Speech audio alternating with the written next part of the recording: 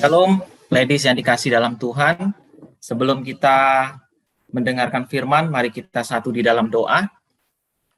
Tuhan Yesus, terima kasih kami mengucap syukur Tuhan untuk berkat-berkat-Mu yang tak pernah berkesudahan dalam hidup kami.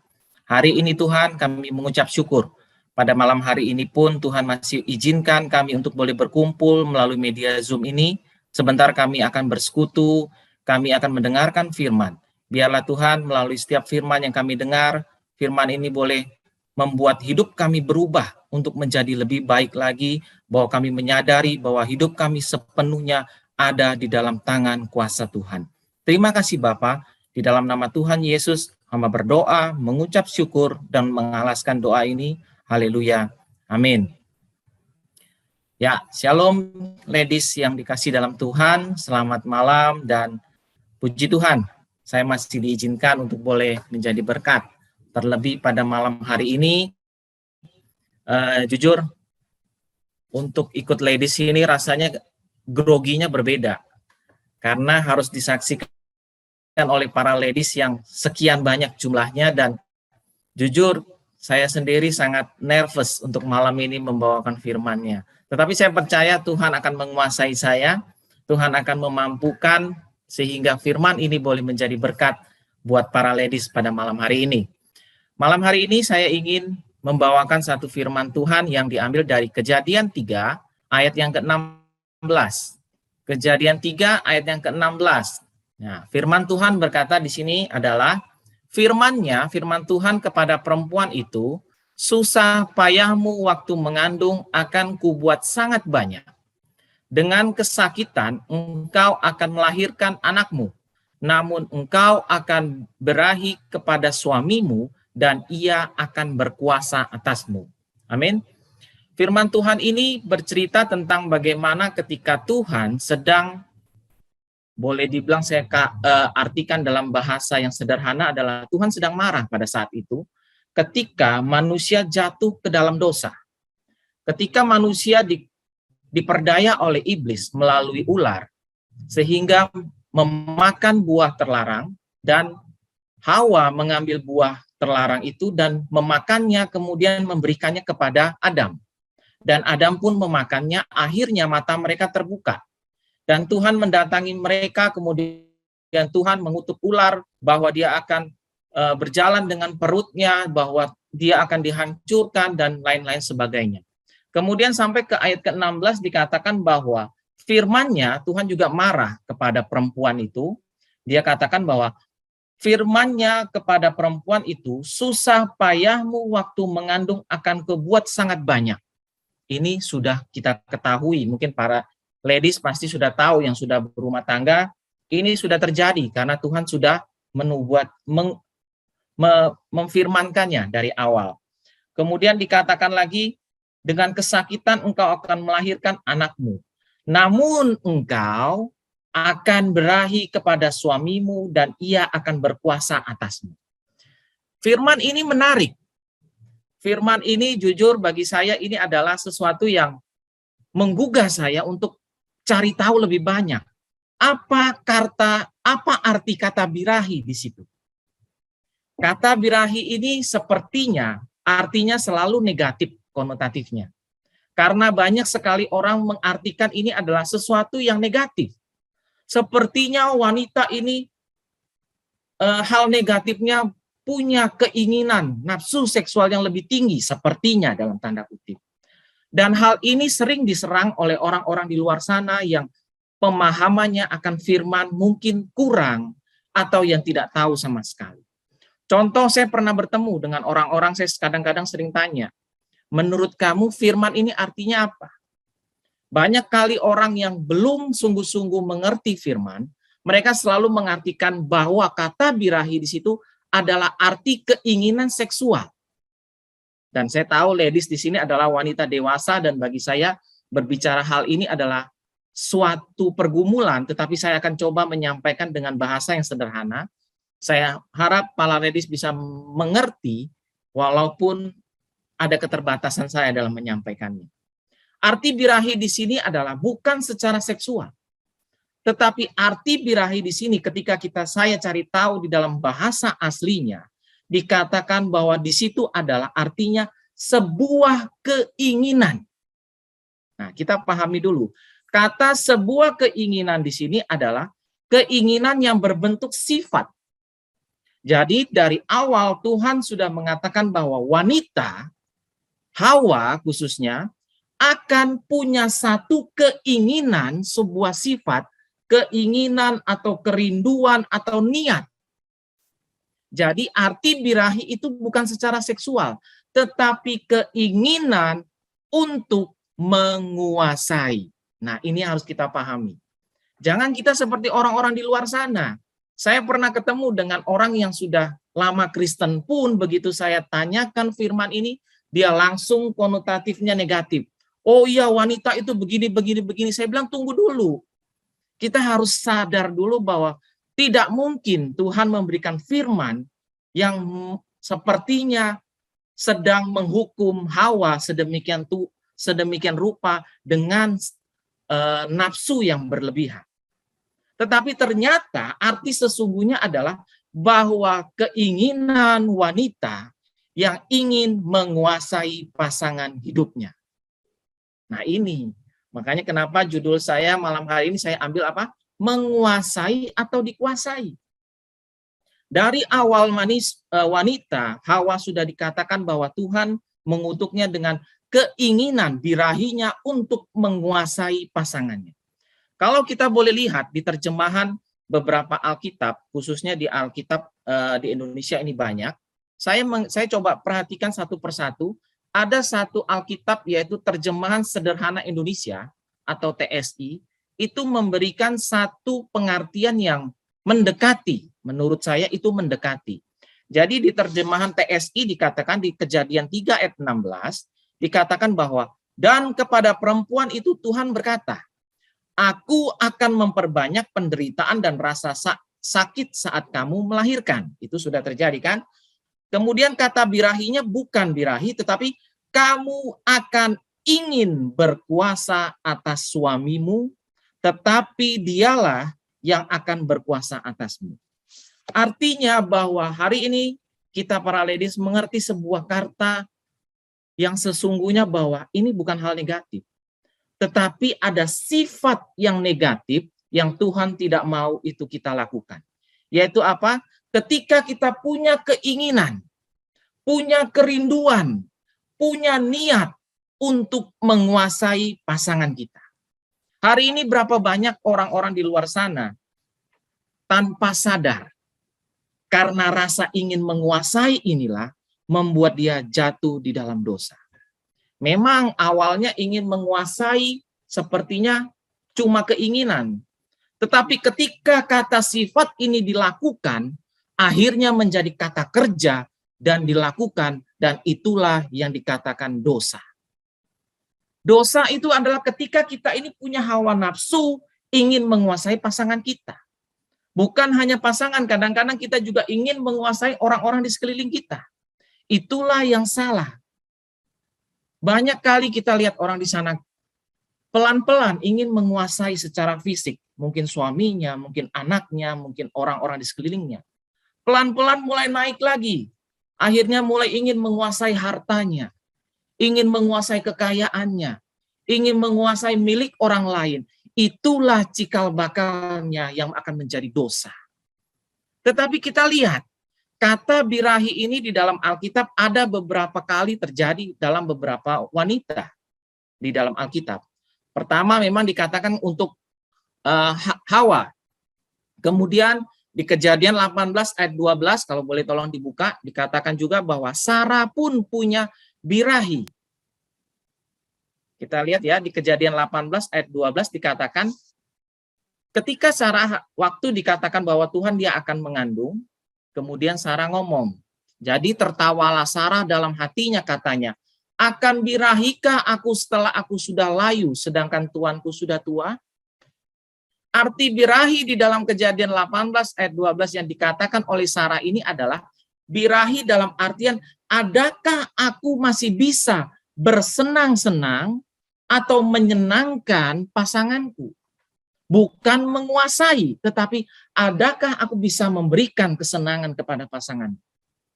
Tetapi kata birahi yang negatif ada juga, itu terdapat di dalam Kejadian 39 ayat yang ke-7. Pelan-pelan ya, saya akan banyak-banyak membukakan ayat agar kita mengerti arti birahi. Kalau di dalam terjemahan aslinya ternyata berbeda dan sangat jauh artinya. Kemudian kita lihat di Kejadian 39 ayat yang ke-7. Nah, ini peristiwa tentang bagaimana Yusuf ketika sedang dirayu oleh istri Potifar.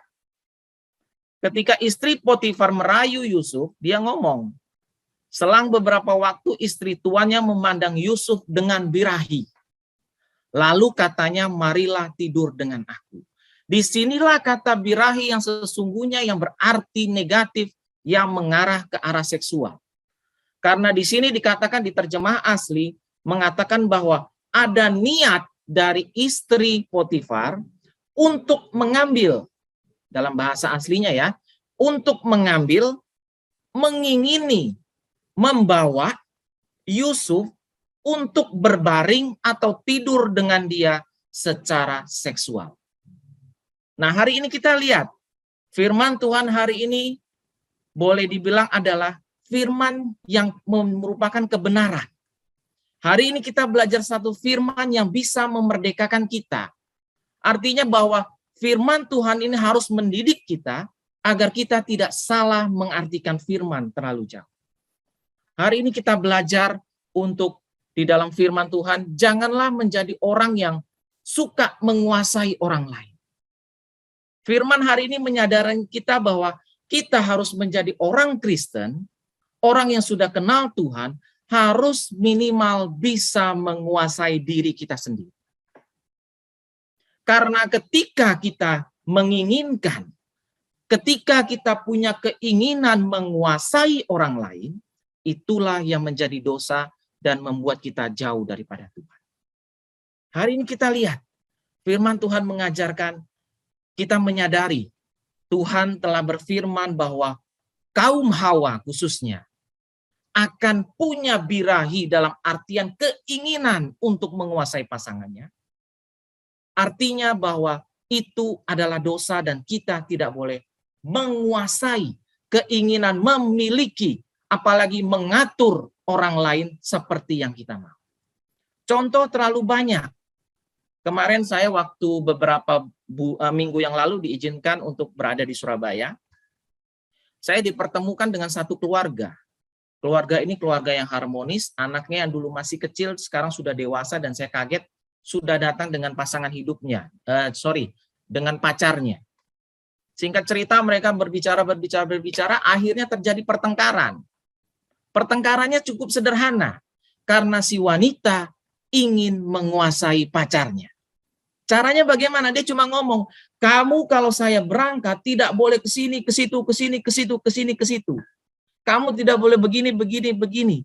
Saya sampai berpikir, sambil duduk di dalam hati cuma berpikir, segitunyakah keinginan untuk menguasai itu ada di dalam hati kaum Hawa khususnya. Sehingga firman ini sudah Tuhan katakan jauh-jauh hari ketika Adam dan Hawa jatuh ke dalam dosa, Tuhan sudah memberikan ini. Artinya ketika orang ada niat ingin menguasai orang, itu adalah perbuatan yang tidak berkenan di hadapan Tuhan. Hari ini kita belajar, jangan ingin menguasai orang lain, tetapi yang Tuhan mau adalah belajarlah menguasai diri kita sendiri. Itu yang pertama. Belajarlah jangan menguasai orang lain, tetapi belajarlah untuk menguasai diri kita sendiri terlebih dahulu. Karena ketika kita bisa menguasai diri kita, kita akan dijauhkan Tuhan dari segala jahat. Coba kita lihat satu kebenaran firman, di mana di sini dikatakan di 1 Petrus 4 ayat yang ke-7. 1 Petrus 4 ayat yang ke-7 dikatakan apa? Kesudahan segala sesuatu itu sudah dekat. Kita tahu ini sudah akhir-akhir zaman dan jangan sampai kita tertipu oleh tipu daya keadaan dunia yang membuat kita jauh daripada Tuhan. Tuhan bilang kesudahan segala sesuatu sudah dekat. Karena itu kuasailah dirimu. Firman Tuhan tidak bilang kuasailah orang lain, kuasailah pasanganmu, kuasailah suamimu, kuasailah anak-anakmu, tidak. Tetapi kuasailah dirimu dan jadilah tenang supaya kamu dapat berdoa. Artinya apa? Ketika kita bisa menguasai diri kita, ketika kita tenang di hadapan Tuhan, waktu itulah kita bisa berdoa, artinya kesempatan kita untuk berkomunikasi dengan Tuhan. Harus bisa menguasai diri kita. Seringkali kita ini tidak bisa menguasai diri sehingga itu yang tidak berkenan di hadapan Tuhan. Firman Tuhan jelas mengatakan, tidak usah dibuka di Kejadian 2 ayat 18 dikatakan bahwa Tuhan ngomong bahwa wanita itu diciptakan adalah apa? Untuk menjadi penolong, bukan perongrong. Tuhan sudah menciptakan wanita adalah tugasnya menjadi penolong bagi orang-orang di sekitarnya. Baik itu suami, baik itu anak, baik itu saudaranya. Belajar untuk menjadi penolong. Tetapi jangan kita dipersempit dengan kata-kata yang sudah Tuhan katakan dari awal. Bahwa engkau akan dikuasai oleh hawa nafsu untuk menguasai orang lain. Tetapi kita belajar ketika hal itu mulai terjadi di dalam diri kita, kita berdoa minta kekuatan dari Tuhan, percayalah Tuhan akan menolong kita. Ketika kita menyerahkan hidup kita, tenang, berdoa, berlutut di hadapan Tuhan, agar hidup kita ini yang harus dikuasai oleh Tuhan.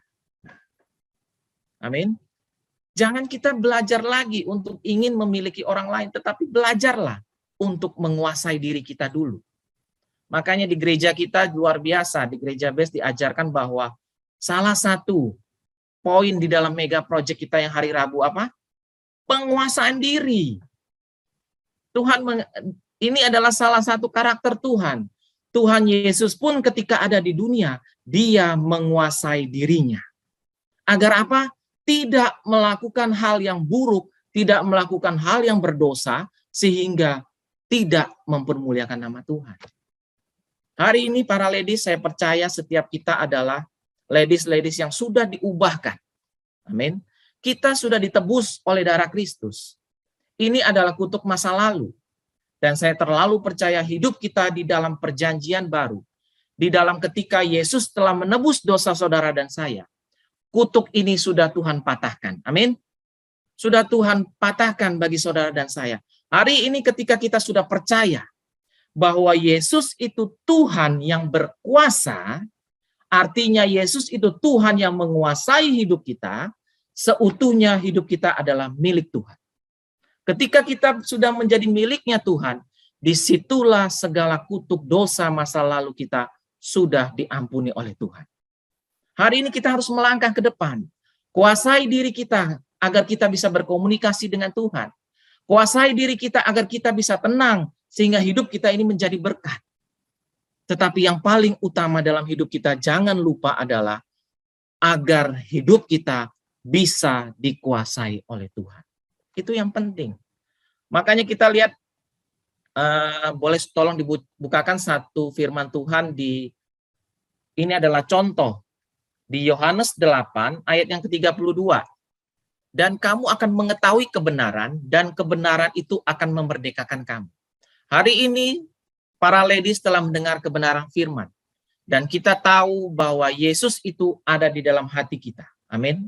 Ketika Yesus sudah ada di dalam hati kita, percayalah, kutuk itu sudah dikalahkan Tuhan di kayu salib. Hari ini kita harus melangkah seperti Maria yang mau duduk di bawah kaki Tuhan untuk mendengarkan firman. Jangan seperti Marta yang sibuk, sehingga kesibukannya itu seperti sedang ingin menguasai situasi. Bagaimana Marta kita lihat di dalam firman Tuhan dikatakan bahwa dia punya keinginan sampai ingin menguasai Tuhan. Bayangkan sampai dikatakan bahwa Marta, boleh tolong dibukakan di Lukas 10 ayat yang ke-38 sampai yang ke-42. Ini adalah contoh. Bagaimana contoh ada di dalam Alkitab, banyak sekali contoh-contohnya, dan salah satunya adalah kita lihat bagaimana Maria dan Marta.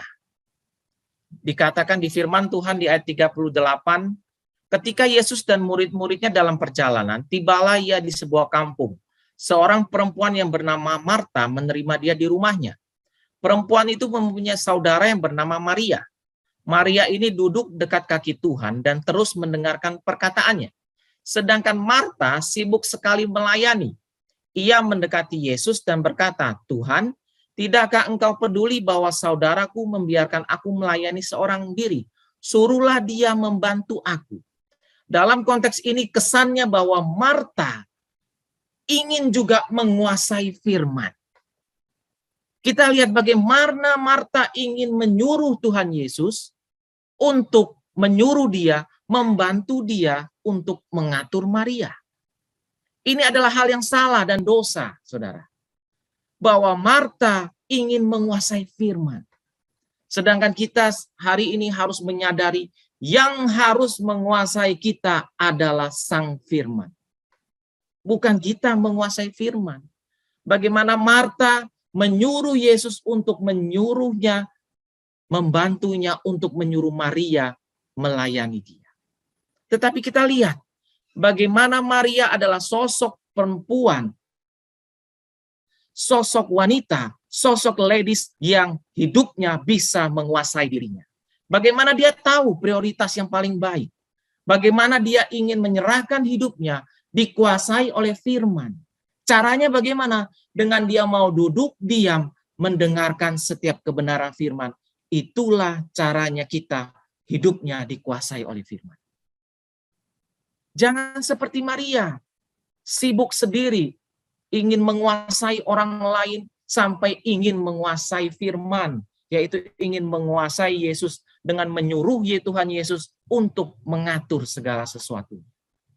Hari ini begitu banyak kejadian di dunia ini tanpa kita sadari. Ketika kita dalam doa, seringkali kita memerintah Tuhan. Seringkali kita menyuruh Tuhan, Tuhan tolong ini, Tuhan tolong itu. Padahal yang seharusnya terjadi adalah kita harus belajar seperti Maria yang mau duduk diam dengarkan firman.